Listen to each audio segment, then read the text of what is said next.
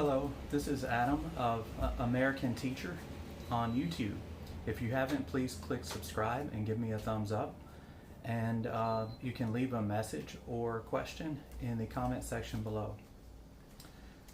Today's topic, I was thinking about talking about the riots in South Africa and Cuba, but I might do that later on this week. Those are still in progress, still going on. I saw a news article today that jumped out at me because it comes from the state that I'm from, my home state, Tennessee, in the U.S., and it's about COVID-19. But before I get started on that, I would like to read a quote that has been attributed to Joseph Goebbels. I'm not sure how to pronounce his name because I'm not good with German names. Of course, he was Hitler's propaganda chief during the Nazi regime. So the quote goes, quote, "It would not be impossible to prove with sufficient repetition and a psychological understanding of the people concerned that a square is in fact a circle. They are mere words, and words can be molded until they clothe ideas and disguise." Now, I'm not sure Joseph Goebbels actually said this or wrote this, but it is an appropriate definition of propaganda. Propaganda is basically information that is repeated so many times that whether or not it's truth, it becomes accepted by a significant portion of the population as truth.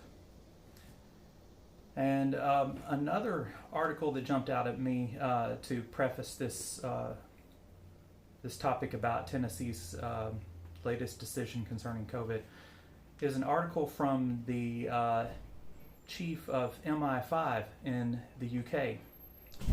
And this is in Reuters, dated today, Wednesday, July 14th, 2021, written by Guy Falconbridge. It says that Britain's top domestic spy maker cautioned the population on Wednesday to treat the threat of spying from Russia and China as vigilantly as terrorism, warning that foreign spies were seeking to steal technology, sow discord, and attack infrastructure. The 9/11 attacks on the U.S. almost 20 years ago made tackling terrorism the biggest priority for Western intelligence agencies, with vast resources focused on the threat from homegrown and foreign-based militants. But the growing assertiveness of post-Soviet Russia and the rise of China has forced the West's most powerful spy masters to return their focus to old-fashioned counterintelligence, or spies tackling other spies in a constant cat-and-mouse game. Security Service MI5 Director General Ken McCallum said that British intelligence had clocked 10,000 disguised approaches by foreign spies seeking to manipulate ordinary people in Britain. As an aside, I think this is important to note. They're seeking to influence and manipulate ordinary people. Okay, getting back to the article, the consequences of spying by foreign powers can range from, quote, from frustration and convenience through loss of livelihood and potentially up to loss of life, end quote. McCallum will say in a speech at Tim's House, MI5's London headquarters. Quote, "We must over time build the same public awareness and resilience to state threats that we have done over the years on terrorism," end quote, he said in excerpts of his speech released by MI5. Quote, "You don't have to be scared, but be switched on," end quote. British spies say China and Russia have sought to steal commercially sensitive data and intellectual property, as well as to interfere in politics and sow misinformation, which is another name for propaganda. Beijing and Moscow say the West is gripped with a paranoia about plots. Both Russia and China deny they meddle abroad, seek to steal technology, carry out cyber attacks, or sow discord. And of course, this is demonstrably false. McCallum, a career spy, said the whole country should be alert to the threat of foreign spying. He goes on to say, I'm going to skip all the comments because it's quite a long article. He says, given half a chance, hostile actors will short-circuit years of patient British research or investment.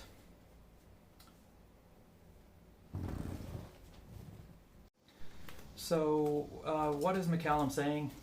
He's warning that that China and Russia are using cyber attacks and online misinformation to try to persuade the American public to believe, and the UK public to believe things that are not true.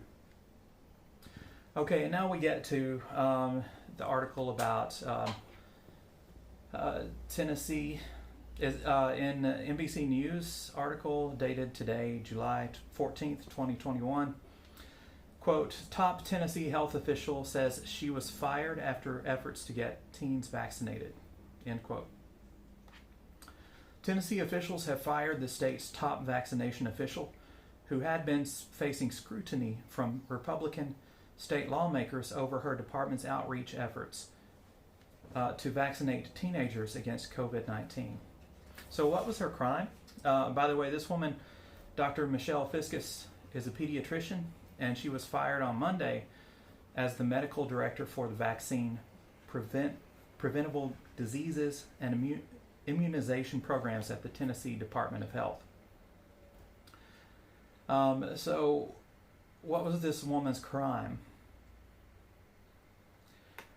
Basically, she sent a memo to Tennessee doctors reminding them about Tennessee's mature minor doctrine. This was a Tennessee State Supreme Court ruling from 1987 that states that Tennesseans 14 to 18 years old may be treated without parental consent unless the physician believes the minor is not sufficiently mature to make his or her own health decisions. Okay, it says within days, Tennessee state legislators were contacting the Tennessee Department of Health asking questions about the memo, with some interpreting it as an attempt to undermine parental authority, Fiscus said, adding that her conduct was called, quote, reprehensible, end quote, by a Tennessee lawmaker who is unnamed. Quote, that member went on to call for the, quote, dissolving and reconstitution, end quote, of the Department of Health in the midst of a pandemic where one out of every 542 Tennesseans has died from COVID-19 on their watch, and less than 38% of Tennesseans have been vaccinated, Fiscus wrote. As of Monday, state and federal data showed 38% of Tennesseans were fully vaccinated against COVID-19, lagging behind much of the country. Fiscus went on to say, I was told that I should have been more politically aware and that I poked the bear when I sent a memo to medical providers clarifying a 34-year-old Tennessee Supreme Court ruling. I am not a political operative. I am a physician who was, until today, charged with protecting the people of Tennessee, including its children, against preventable diseases like COVID-19. Okay, so in Tennessee, I have to give you some background on Tennessee. Tennessee is a very conservative state. They are pro-school vouchers, which means they support allowing parents to have a choice of where their tax money goes to fund education. And a significant percentage of these parents in Tennessee are evangelical Christians, and they want the freedom to use the tax money to send their children to parochial schools or Christian themed schools. And I don't really have a big problem with that as long as the school actually teaches facts. I went to high school with a girl whose parents had sent her to one of these parochial type private schools. At the time, no state money was going to those schools. They were privately funded, so her parents had to pay for it. And the school was teaching her in science class that the earth was created in 6 days by God. And they were teaching the story of Noah and the ark in the Bible as scientific fact. So that's my concern about public taxpayers' money going to fund any school that the parents choose. But not just Republican, but any conservative lawmaker in Tennessee will bring up this when they're talking about parental authority, and especially when dealing with the topic of abortion. Parents will get their hackles raised in Tennessee if they are told that their teenage child could possibly get an abortion without parental consent. So this boogeyman is used to scare parents,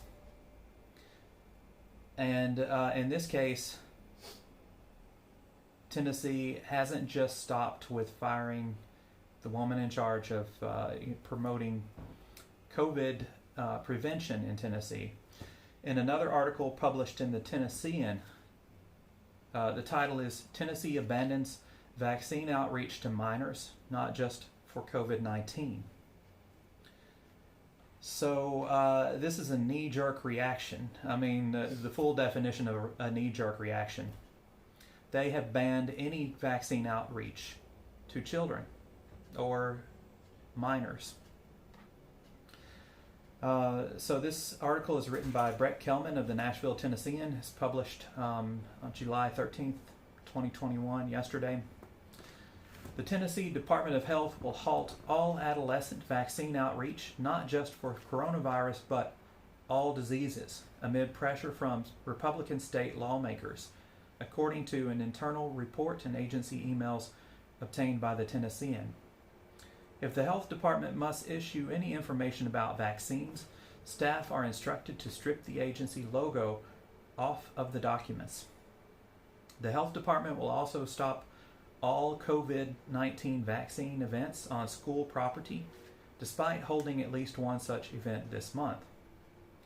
The decisions to end vaccine outreach and school events come directly from Health Commissioner Dr. Lisa Piercy, the internal report states.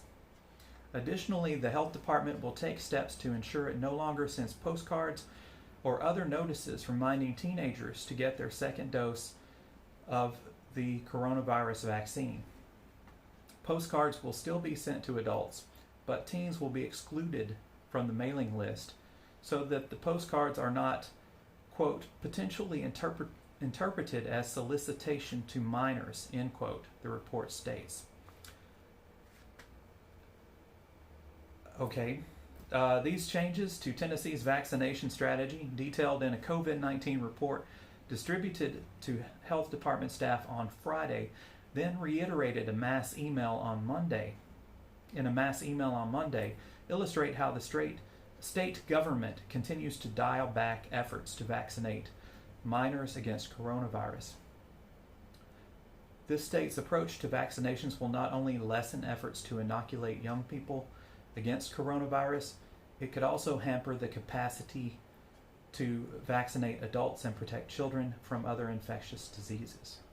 And these changes will take effect just as the coronavirus pandemic shows new signs of spread in Tennessee. After months of declining infections, the average number of new cases per day has more than doubled in the past 2 weeks, from 177 to 418. The average test positivity rate has jumped from 2.2% to 5.4% in the same time period. So this is sobering news, and it's saddening news that Tennessee is actually dialing back its efforts to prevent COVID-19, and it's possibly due to misinformation that originated from China and Russia about the vaccines, and about the COVID virus itself. I occasionally read conspiracy message boards just to keep up with the conspiracy theories that are swirling around. I have seen it all. I've seen people who believe that the COVID pandemic is fake, that it's not really a concern.